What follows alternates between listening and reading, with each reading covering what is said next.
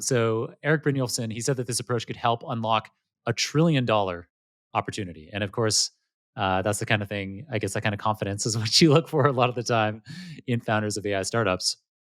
But could you explain this kind of what Work Helix is doing differently, what this means to have this task based, step by step approach, and the kinds of enterprise cultural shifts that would be necessary to unlock the value from a platform like that? Yeah, sure.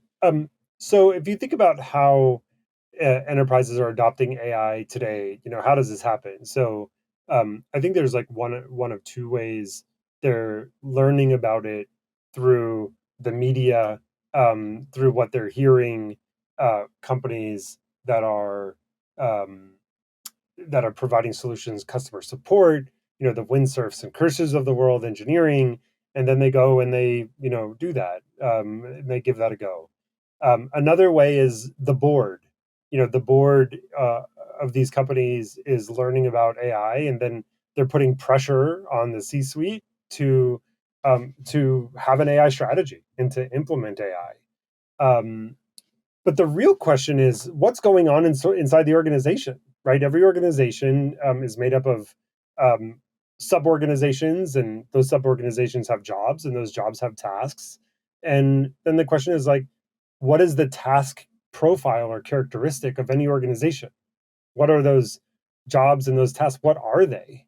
And if you can go in and get access to the raw data in an enterprise, you can surface them, and then you can map tasks to actually gen AI solutions, and not only tasks but bundles of tasks that cross job descriptions. And so what enterprises are learning is that, we have much more manual labor, for example, in manual tasks in marketing than we ever thought we had.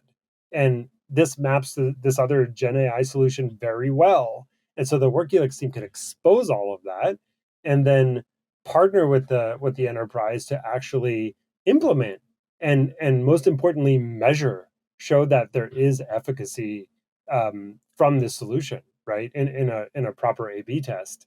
And so that's when you're done with that, then you start over. You go and reassess. The organization's changed. You want to reassess. Now, in terms of there's this really interesting thing happening in the market, which is um, investors investing in roll-ups, right? This idea that, you should buy companies and make them, older, maybe more service-oriented companies, a lot of OpEx, and roll them up and power them with an AI native system, reduce your OpEx, and potentially even increase the top line through productivity enhancements, and then have a more valuable business.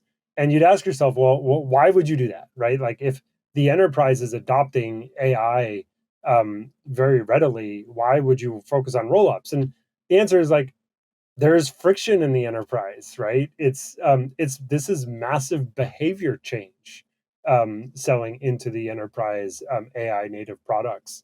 And I think that's why if you look closely at some of these companies, you actually see professional services increase. I think we're seeing these companies, they'll come up with SaaS models or usage-based models, but they also have professional services line item. And that's because of the change that is required in the enterprise.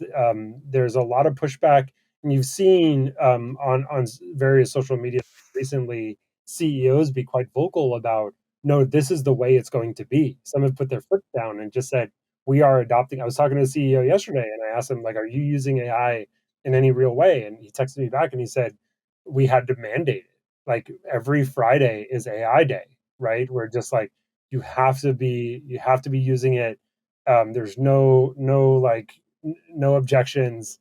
A lot of what's going on is trying to figure out how to change the behavior, and that's why folks are investing in roll-ups. You don't have to, when you're rolling everything up and then just doing a larger riff to the organization. It just arguably is easier than that behavior change.